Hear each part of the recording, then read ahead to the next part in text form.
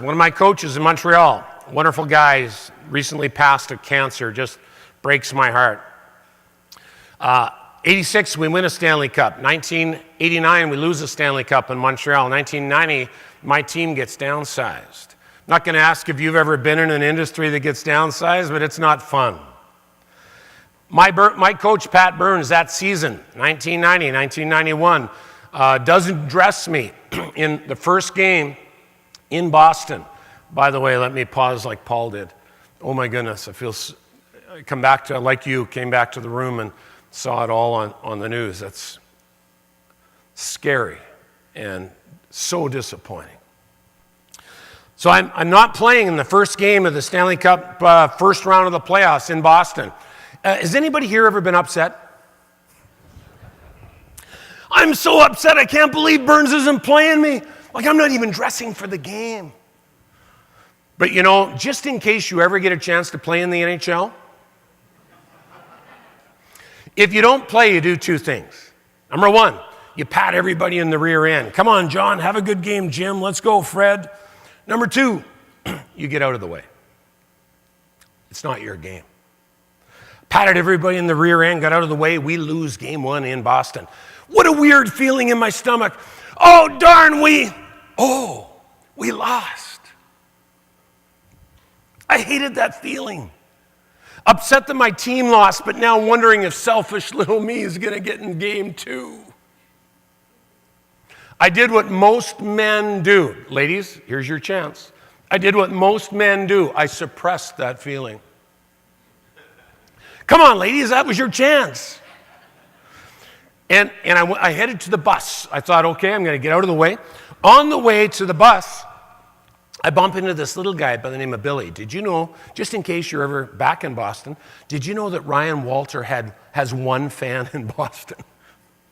His name's Billy. Billy grabs me. He says, Ryan, how come Burns didn't play you? Like, you're the best player on the team. You're going to be in the Hall of Fame. I could use a little Billy at that point. Boy, this is a smart kid, eh? Knows a lot about hockey, this kid, you know. Anyway, I got my fill of Billy, and I jumped in the bus. Two people in the bus. Bus driver and me. Third person on the bus is Pat Burns, my coach. He jumps in the bus. He screams to the back of the bus, "That's all I needed, Wally." My nickname in those days was Wally. Now, what did I do? I'm thinking I was the perfect team player. I'm wondering now in my brain if maybe Pat had to walk the same way to the bus as I did. And Billy gave him an earful. That a boy, Billy. Now I'm wondering, will Ryan muster the courage to talk to his boss? It's not easy, is it? As a matter of fact, I stopped everybody in the plane. I turned to Pat Burns. You know, sometimes you talk to your boss, it doesn't always come out right. And I said, Pat, you know, is there anything wrong between you and me? He goes, no. Now I'm really surprised. I said, Pat, when you jumped on the bus, you said, "That's all I needed, Wally." And he had a big smile on his face for the first time that night. He said, Ryan, it wasn't you. He said the refereeing in that game was Horsebleep, and the chief of referees, Wally Harris, was walking by the bus at that point. Think about that, leaders.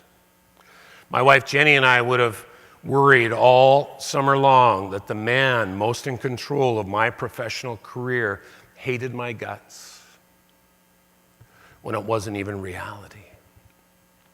The big challenge I'm going to leave you with is what exactly runs the feelings that we have. Is it reality or is it perception?